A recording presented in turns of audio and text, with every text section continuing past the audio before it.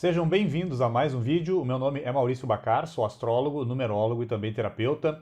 Nesse vídeo de hoje vamos falar sobre as musas, um tema muito antigo, de antigas tradições, tradições que estudavam astrologia, usavam a astrologia dentro das suas civilizações, como, claro, métodos para orientação, para autoconhecimento. Vou falar então sobre as musas e, claro, uma das musas era a musa Urânia, a musa da astrologia. Então o vídeo de hoje vai falar sobre isso, sobre esses elementos inspiradores que todo ser humano tem e que os antigos representavam então com essas 9 figuras que seriam as 9 musas. Antes de começar, então, lembrando o link aqui na descrição. Estou oferecendo mais um curso agora, o curso de Caminho da Sabedoria Interior, que envolve autoconhecimento, envolve astrologia, claro, envolve o objetivo de transformar a quem tiver interesse de, claro, buscar esse profundo autoconhecimento e usar essa ferramenta da astrologia junto com muita espiritualidade. Então segue aqui o link e tem também, claro, nesse link toda a descrição do curso. Então vamos lá, vamos falar sobre as 9 musas. Dentro das tradições antigas, principalmente da Grécia, nós temos ali essas 9 musas que eram acompanhadas por um outro personagem simbólico, Apolo. Apolo mais 9. 1 mais 9, chegamos a 10. 1 mais 0, chegamos ao 1. Então a soma numerológica, 1 mais 0, volta para a unidade. Então Apolo, nessa mitologia, em todo esse simbolismo de forças que representam forças do ser humano e forças cósmicas, Apolo mais 9 musas, então nós temos ali uma década.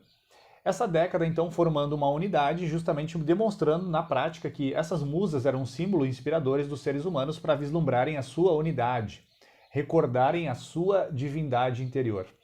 Então as musas, basicamente, o que são? São símbolos que eram utilizados para que os seres humanos lembrassem da sua origem divina. Esse é o intuito das musas, era para isso que elas serviam, digamos assim. Eram símbolos cósmicos, símbolos da natureza, mas que também representavam forças da alma humana, forças que vinham, claro, de dentro para fora. Então nós temos aí, claro, essas 9 musas, que são musas que eram uma espécie assim de entidades, vamos dizer assim, entidades que eram atribuídas essa capacidade de inspirar o ser humano. Então as musas têm essa, inclusive a própria palavra música vem do termo musa, né? O termo museu também vem do termo musa. Então as musas tinham essa capacidade, esse simbolismo de ajudar o ser humano a se inspirar. Então basicamente Apolo e essas 9 musas eram o quê? Eram símbolos de inteligências cósmicas que buscavam representar a verdade. Buscavam representar, como eu falei, essa unidade, esse plano espiritual. Então, antes de chegar aqui em Urânia, que era justamente essa musa da astronomia e da astrologia, rapidamente aqui as outras 8 musas, que, como eu falei, eram forças, né, que representavam aí essas inteligências cósmicas, esses poderes da natureza, esses poderes que animam o universo manifestado. Então nós tínhamos lá Calíope, que era a musa da poesia épica, que segundo inclusive Hesíodo, esse personagem muito antigo, ele era a mais nobre musa. Então ela era muito ligada à inteligência e à capacidade do ser humano de ter discernimento das coisas. A musa da história, Clio, que inclusive Clio já virou marca de carro, né? Então a Clio era essa musa que representava esses seres divinos que vão anotando todas as nossas intenções, pensamentos, sentimentos, palavras, atos, omissões.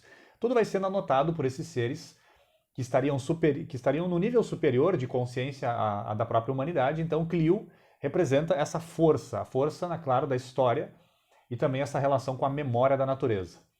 Erato era a musa da poesia lírica, do amor, da beleza, mas da beleza não a nível formal aqui, a beleza arquetípica, a beleza da natureza, a beleza com B maiúsculo. Essa beleza que é uma beleza da alma, uma beleza do espírito, uma beleza desses planos mais profundos de realidade. Melpomene era a deusa, perdão, a musa, né, da tragédia e também do tempo. Terpsícore era a musa da dança, do canto, então inspirava, né, os músicos, os que usavam a voz para expressar o seu lado divino. Polímnia, a musa da retórica, da arte de escrever, também dos hinos sagrados. Euterpe, a musa da música, então inspirava também os músicos. Mas ela está muito mais além dessa ideia do som, né, da música que os seres humanos, os artistas, buscavam expressar. Euterpe, ela tem a Euterpe, ela tem relação muito forte com essa ideia do som da criação. É claro, as nossas palavras são muito poderosas, elas criam, elas podem realmente fazer nascer algumas coisas, sejam projetos, ideias, mas Euterpe também tem uma relação profunda com essa ideia do verbo, né, do som inicial que fez com que tudo nascesse no cosmos. Thalia ou Thalia seria a musa da comédia e também teria uma certa relação ali com a própria geometria.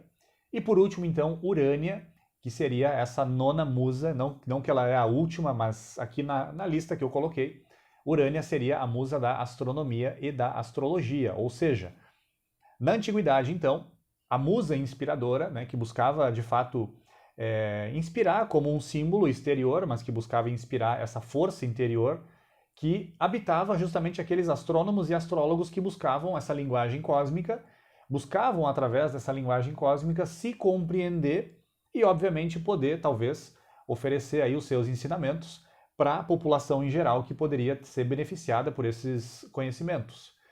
A própria astrologia ela foi usada em vários momentos da humanidade.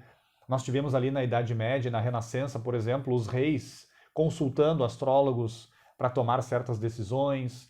Nós temos inscrições no Egito de milênios atrás, onde lá nos templos egípcios nós temos a posição astronômica de milênios atrás. Isso significa o quê? Significa que o ser humano ele já olha para os céus há muito tempo. E ele busca fazer essa conexão justamente com essa linguagem, seja astronômica ou também astrológica, para poder se conectar melhor, entender o ritmo da natureza e entender o seu próprio ritmo. E sempre lembrando a diferença entre astronomia e astrologia. A astronomia tem um pouco mais a ver com essa ideia do corpo físico, dos corpos celestes, dos astros, ou até mesmo questões um pouco mais energéticas, magnéticas. Já a astrologia não é só a influência energética, magnética, mas a astrologia considera a influência emocional, astral, mental e espiritual dos astros em relação à nossa experiência humana e em relação à experiência da humanidade.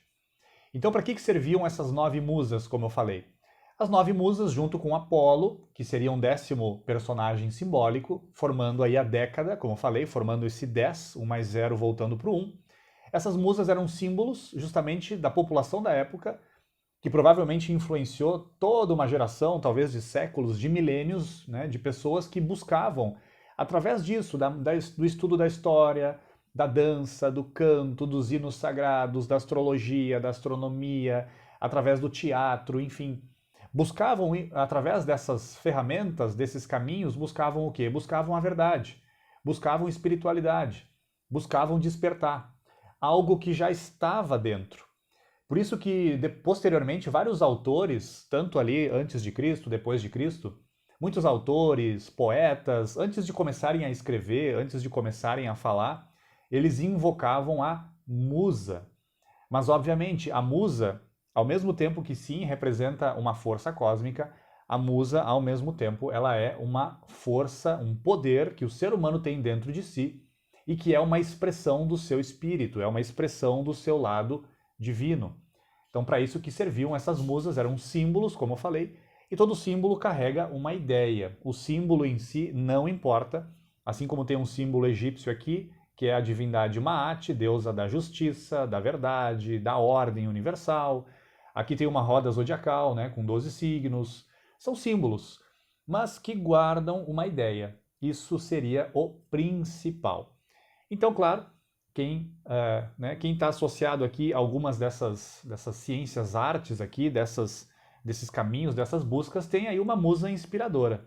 E no caso, então, claro, aqui tenho a Urânia como uma musa inspiradora, mas lembrando que nada mais é do que uma própria inspiração que está guardada dentro de mim e que eu preciso fazer o esforço, obviamente, na medida do meu autoconhecimento, na medida da minha transformação, eu vou trazendo isso à tona e vou tendo uma relação mais direta, mais harmônica, mais equilibrada com essa linguagem cósmica, que no meu caso especificamente é a astrologia. Então aqui são as breves reflexões sobre esse tema, o tema das musas. Se você gostou desse vídeo, deixe seu like, lembrando o link aqui na descrição. Meu novo curso que envolve astrologia, autoconhecimento, espiritualidade e foco na transformação humana. Se ainda não é inscrito ou inscrita no canal, por gentileza se inscreva e até o próximo vídeo. Um fraterno abraço a todos.